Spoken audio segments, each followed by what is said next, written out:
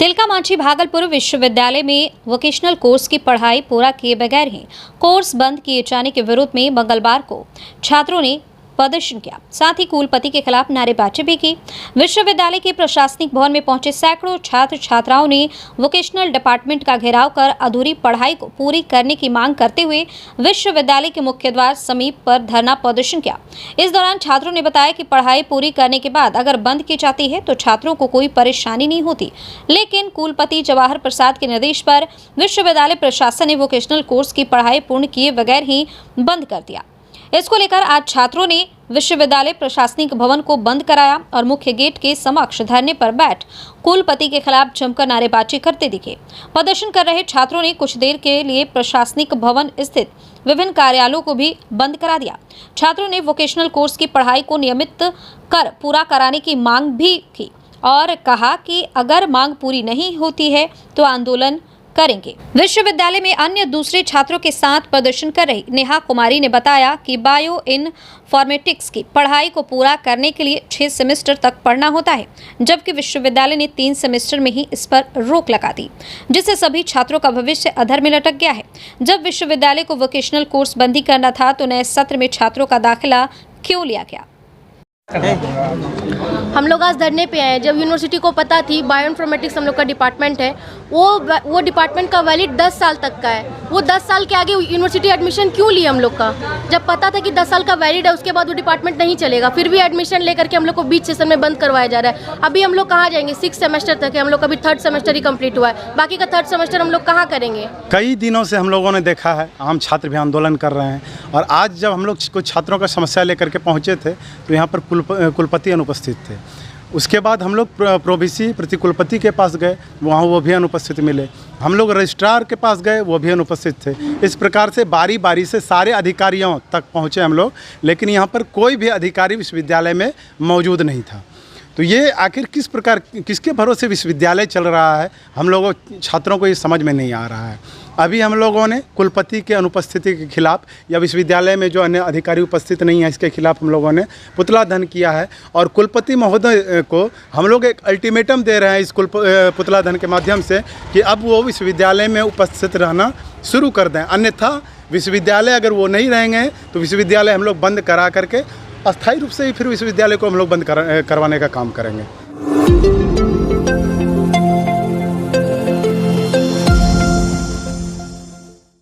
भागलपुर जिला अंतर्गत नाथनगर थाना क्षेत्र के 22 डिग्री चौक के समीप बिजली विभाग कर्मी मोहम्मद शाहिद अहमद के घर मंगलवार को बिजली काटने गए बिजली विभाग के लाइन मैन बबलू कुमार यादव और जी मुजमिल को ग्रामीणों ने मारपीट करने के बाद बंधक बना लिया। वहीं मामले की जानकारी मिलने के बाद नाथनगर थानाध्यक्ष मेहताब खान दलबल के साथ घटनास्थल पर पहुंचे, जिसके बाद ग्रामीणों को समझा बुझाकर मामले को शांत करवाया और लाइनमैन और जेई को ग्रामीणों के बंधन से मुक्त कराया। बिजली विभाग कर्मी जेई मुजमिल ने बताया कि शहीद अहमद बिजली चोरी कर जला रहा था।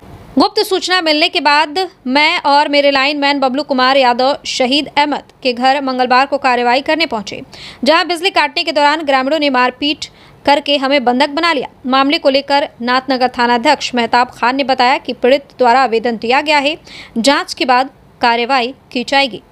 मोहम्मद जो है कि शहीद आलम के घर पे वो बिजली चोरी करके बिजली जला रहे थे और उसका पिता का नाम है शाह आलम और हकीम शाह लेन में जो है हम लोग को जो है कि लाइन तो काट दिए, तार भी काट दिए। वहाँ पे 10-20 जो है कि आदमी लोग जुट करके बहाने लगा, मारपीट करने का स्थिति में उत्पन्न कर दिया। तो हम लोग वहाँ पे खड़ा है तो हम लोग को खींच करके हाथापाई सब कर दिया, हमको शर्ट उट सब फाड़ दिया, ऐसे पूरा जो है फाड़ दिया पूरा। और जो है वो लोग जो है मिल करके गाड़ी को भी रोका गया। हमारे जई साहब को भी जो है कि हाथापाई किए हैं कुछ लोग। आज हम लोग बिजली चोरी गए, ब्रिज में छापामारी के लिए गए थे प्रशासन के साथ में। तो उसी बीच हम लोग तार कट करके आ रहे थे तो उस बीच कुछ लोग आए सामाजिक तत्व और हम लोग को घेर लिए, कहें कि तारें ही छोड़ो और जबरदस्ती करने लगे, वही धक्का मुक्की करने लगा। फिर प्रशासन आया, किस तरह से हम लोग को लाया वहाँ से।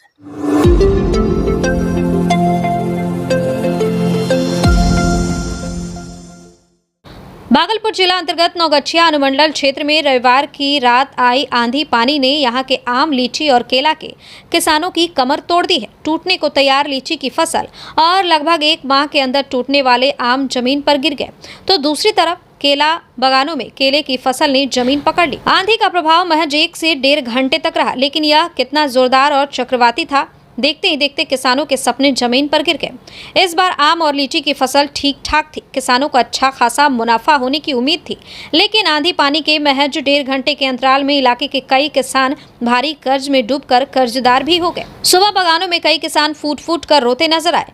बता दें कि इलाके में 30 त्योहारों में तभी रंगत रहती है जब आम, लीची और केले की अच्छी फसल होती है, लेकिन किसानों के अरमानों पर पानी फिर गया। बिहपुर के सोनवर्षा, मिल्की, झंडापुर, जयरामपुर, वभनगामा, नारायणपुर के नागरपारा, बीरबन्ना, बलाहा, खरीक के तिलगी, कठैला, ध्रुवगंज, तुलसीपुर, नौगछिया के जमुनिया, तेतरी, पकड़ा आदि अन्य गांवों के किसानों की हालत एक जैसी है। लीची और आम के समय से बागान खरीद कर व्यापार करने वाले व्यापारियों को भी बड़ा घाटा हुआ है। तेतरी निवासी किसान किशुनदेव राय ने बताया कि 5 रुपया सैकड़े की दर से उसने 4 लाख रुपए कर्ज लेकर बागान की खरीदारी की थी। करीब 100 क्विंटल आम जमीन पर आ गया है। जो आम 10 दिन बाद 40 रुपए किलो के हिसाब से बिकती, अभी 5 रुपए किलो के हिसाब से कोई खरीदने को तैयार नहीं है। आम का किस तरह का नुकसान हुआ, आम और लीची का? आम जो है, जैसे एक गाछ में जो है उसका स्क्वायर फीट जोड़ के अगर 4 कुंटल निकलता, तो अभी उस गाछ में जो है मुश्किल से 2 कुंटल ही माल बचा हुआ है, मतलब 50% माल गिर चुका है। तो इस तरह से कितने का आम का नुकसान गिरा होगा? इस तरह से तो कहा जाए तो एक बगीचा में जो है जैसे अगर 100 पेड़ है तो उसमें जो है 200 कुंटल माल, अगर 10 पेड़ है तो 20 कुंटल माल, इस तरह से गिरा हुआ है। राति जे आंधी तूफान एले ओहिमे बहुत फसल के नुकसान हो गेलो छै, इसलिए सरकार से अनुरोध है कि ओकरा कुछ क्षतिपूर्ति दिलो जाए। कि कौन तरह के फसल होले नुकसान? आम, केला, आम में बहुत ज़्यादा नुकसान होले, आधा आधी आम गिरिए गेले। केला के भी बहुत गाछ पेड़ सब गिर चुकलो छै। तो की चाहे छो? सरकार से हम इएह चाहे छियै कि ओकरा जे क्षतिपूर्ति जे छै दिलो जाए।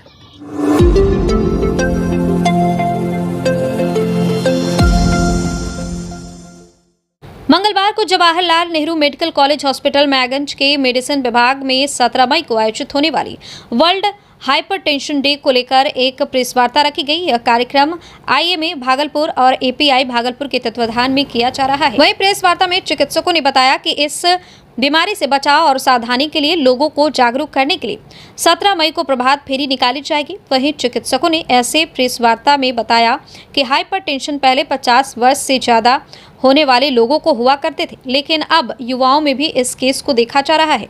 आज के युवाओं में 27 से 30% लोगों को यह रोग अपने चंगुल में ले लिया है, जिसका मुख्य कारण है स्ट्रेस, स्मोकिंग, लाइफस्टाइल सही नहीं होना, फिजिकल एक्टिविटी ना होना, मोबाइल का उपयोग ज़्यादा करना। वहीं प्रेस वार्ता में चिकित्सकों ने यह भी बताया कि अगर 140/90 से कम या ज़्यादा आपका हाइपरटेंशन है तो आप समझे आप इस रोग से ग्रस्त होते चले जा रहे हैं। यह एक साइलेंट किलर की तरह है जिसका पता नहीं चलता, अचानक हार्ट अटैक आता है जिससे रोगियों की मौत तक हो जाती है। प्रेस वार्ता के दौरान doctor Manibhushan, doctor Rajkamal Chaudhary, doctor AK Pandey, doctor Bharat Bhushan, doctor Hemshankar Sharma, doctor Manoj, doctor Shantanu Ghosh, doctor RP Jaiswal मौजूद थे। हर एक साल वर्ल्ड हाइपरटेंशन डे मनाया जाता है। हाइपरटेंशन मतलब उच्च रक्तचाप। किसी डे के मनाने का खास मकसद है और यह मकसद होता है जो आम जनों को, आम जनता को इसके बारे में जागृत किया जाए। जो लोग इसके बीमारी के बारे में कुछ प्रिलिमिनरी चीज़ जानें और इससे भविष्य में बचने के लिए जो है सो सावधान रहें। उच्च रक्तचाप का मतलब है जो शरीर में जब रक्तचाप एक नॉर्मल जो 120-80 के आसपास होता है उससे ज़्यादा हो तो उसको हम लोग हाइपरटेंशन या उच्च रक्तचाप करते हैं।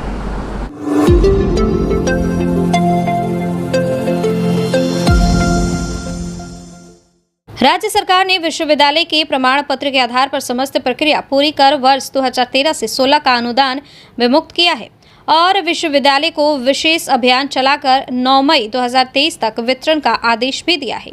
लेकिन विश्वविद्यालय अभी तक अनुदान भेजना तो दूर, सिर्फ जो शिक्षा विभाग द्वारा निर्देशित पत्र में उल्लेख है उसके विरुद्ध बिना नियम के विश्वविद्यालय द्वारा पत्र और प्रारूप भेजी जा रही है, जिससे कि अनुदान में काफ़ी विलंब हो रहा है, जिसको लेकर आज सारे एफिलिएटेड कॉलेज के शिक्षक कर्मचारी तिलका मांझी भागलपुर विश्वविद्यालय प्रशासनिक भवन पहुंचे, जहां कुलपति से मिलकर अनुदान की मांग को लेकर विश्वविद्यालय प्रशासनिक भवन में किसी भी अधिकारी के नहीं होने पर नाराज एफिलिएटेड कॉलेज के शिक्षक वापस लौट गए। इस दौरान शिक्षकों ने कहा, अनुदान की राशि जो 7 वर्ष पूर्व की है और वहीं वेतन पर सारे एफिलिएटेड कॉलेज के शिक्षक कर्मचारी आधारित हैं, उसे जल्द से जल्द भुगतान किया जाए। हम लोग अनुदान के लिए आए हुए हैं। कब से नहीं मिला? हम लोग को 13-16 का अनुदान आया, फाइल VC के यहाँ है। हम लोग को डेली आ रहे हैं, कॉलेज यूनिवर्सिटी आ रहे हैं, मिलना ही नहीं हो रहा है। VC से, रजिस्ट्रार से। अभी भी सुबह से बोल रहे हैं कि हमको 1% का अनुदान पेमेंट चाहिए। हम लोग अनुदान 13-16 का है, हम लोग कहाँ से देंगे एफिलिएटेड कॉलेज, ही बता दीजिए सर। 13-16 का अनुदान है, करीब 1.25 महीना हो गया तिलका मांझी विश्वविद्यालय में आए हुए। उसमें स्पष्ट निर्देश है शिक्षा विभाग से डॉक्टर रेखा सिन्हा का कि जो भी कॉलेज है उसको 15 दिन के अंदर सभी कॉलेज के खाते पर भेज दिया जाए। हम लोग दीक्षांत समारोह लेकर के रुके हुए थे। दीक्षांत समारोह भी महामहिम का कार्यक्रम हो गई। उसके बाद हम लोग जब मांग कर रहे हैं, ये प्रारूप पर प्रारूप भेजने का काम कर रहे हैं, लंबित रखा हुआ है। आज करीब 1.25 महीना हो गया अनुदान को। 13-16 का अनुदान है, 7 वर्ष पहले का। तो हम लोगों को ये माननीय कुलपति महोदय द्वारा बार बार जो है टाल मटोल की नीति अपना रहे हैं और सारे शिक्षक, ये तिलका मांझी विश्वविद्यालय के अंतर्गत 12 कॉलेज है और मुंगेर विश्वविद्यालय में जो चला गया है उसका भी अनुदान जो है भागलपुर विश्वविद्यालय में भी आया हुआ है। टोटल 21 कॉलेज है। 21 कॉलेज में कम से कम हज़ारों में शिक्षक कर्मचारी है। आज 2013 का जो है यह अनुदान है, यह समझ लीजिए कि कैसे क्वालिटी एजुकेशन ये वित्त रहित शिक्षक कर्मचारी दे रहा है।